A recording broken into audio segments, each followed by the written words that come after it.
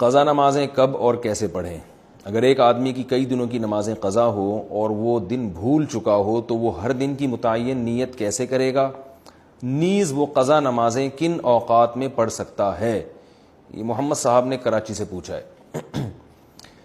یعنی ان کا خلاصہ یہ نکلا کہ قضا نمازوں میں تو ہمیں نہیں پتہ ہوتا، جو قضاء عمری خاص طور پر پڑھ رہے ہوتے ہیں کہ کون سے دن کی کون سی نماز ہے، تو یہ خوب اچھی طرح سے سمجھ لیں، یہ سوال بہت زیادہ پوچھا جاتا ہے۔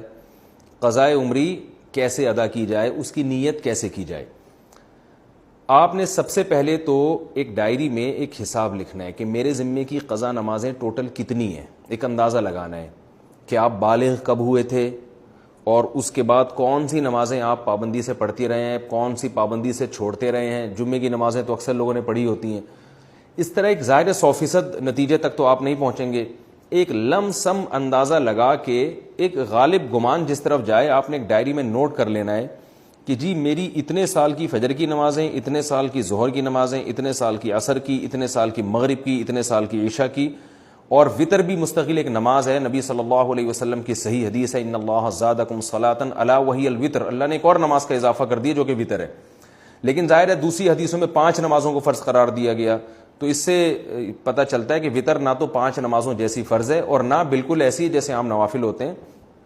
تو عبادات میں چونکہ احتیاط کے پہلو کو لیا جاتا ہے، تو اس لیے حناف کا یہ قول ہے، امام حنیفہ کی یہ رائے ہے کہ وطر کے ساتھ سلوک ایسے کیا جائے گا جیسے فرائض والا ہوتا ہے، یعنی قضا پڑھی جائے گی احتیاط کے پہلو کی وجہ سے۔ فرض سمجھا نہیں جائے گا اس کو کیونکہ نمازیں تو 5 فرض ہیں، لیکن بالکل اس کو اگنور نہیں کیا جائے گا، تو اس لیے احتیاطاً وطر کی قضا بھی واجب ہے۔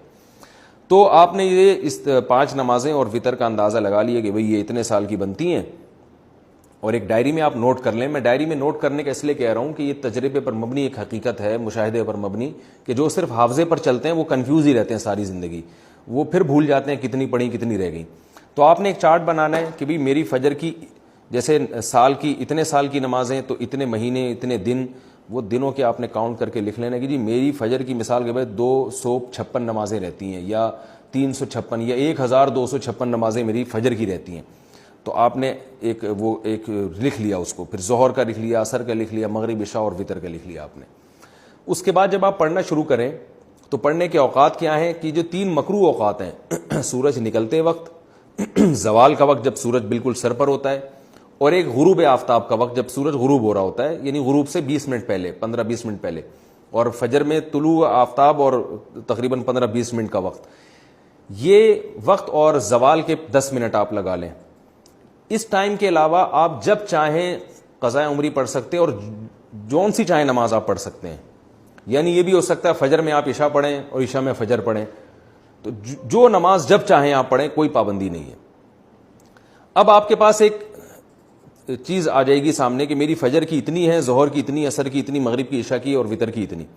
اب آپ کو یہ بھی اختیار ہے، چاہیں تو آپ فجر کے ساتھ فجر پڑھ لیں، ظہر کے ساتھ ظہر پڑھ لیں، عصر کے ساتھ عصر پڑھ لیں، اور اپنی ڈائری میں اس کو مائنس کرتے جائیں، کہ کیونکہ بعض دفعہ جوش چڑھتا ہے، آپ قضاء عمری پڑھنا شروع کرتے ہیں اور پھر کچھ دنوں میں جوش ٹھنڈا ہو جاتا ہے، آپ بھول جاتے ہیں، پھر کچھ دنوں بعد دوبارہ جوش آتا ہے تو آپ کو یاد ہی نہیں ہوتا کتنی پڑھی تھی میں نے، تو وہ ساری زندگی آپ کنفیوز رہتے ہو، بھی شیطان کو موقع مل جاتا ہے سستی پیدا کروانے کا۔ تو آپ نے کیا کیا بھائی، وہ مائنس کرتے رہے۔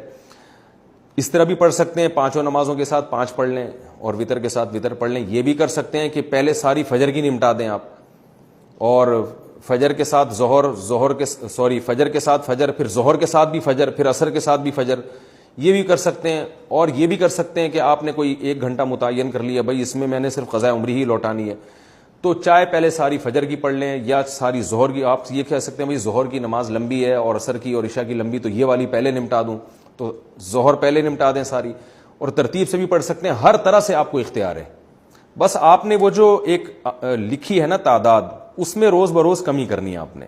اور علماء کہتے ہیں کہ جن کے ذمہ قضاء عمری ہے، کم از کم 1 دن کی نمازیں ان کے ذمہ لوٹانا لازم ہے، اور وہ بھی نہ کر سکیں، یعنی اس کے باوجود بھی قضا پوری نہ ہو سکے، تو پھر وصیت کرنی پڑے گی کہ میں روزانہ 1 دن کی نمازیں پڑھ رہا ہوں یا پڑھ رہی ہوں، لیکن اس کے باوجود میری نمازیں میری زندگی میں پوری نہیں ہو رہی، تو پھر آپ وصیت کر دیں، تو اللہ کی رحمت سے امید ہے کہ انشاءاللہ وہ معاف ہو جائیں گی، لیکن کم از کم 1 دن کی نمازیں آپ پڑھیں۔ اور ہمت والے لوگوں کو ہم نے دیکھا ہے کہ وہ بہت جلدی کئی سالوں کی نمازیں لوٹا لیتے ہیں۔ ہمارے ایک بزرگ تھے، ہمارے حضرت مفتی رشید احمد صاحب کے پاس آیا کرتے تھے، وہ 50 سال کی عمر میں اللہ نے ان کو توبہ کی توفیق دی، بالکل لائف چینج کر دی، تو انہوں نے 50 سال کی عمر میں قضاء عمری ساری پڑھائی ہیں اور 1-2 سال میں انہوں نے کمپلیٹ کر دی. ہم جب بھی دیکھتے تھے وہ ہر وقت نماز ہی پڑھ رہے ہوتے تھے. بہت جلدی انہوں نے نمازیں کمپلیٹ کی اور پھر 4 مہینے میں انہوں نے قرآن بھی حفظ کیا.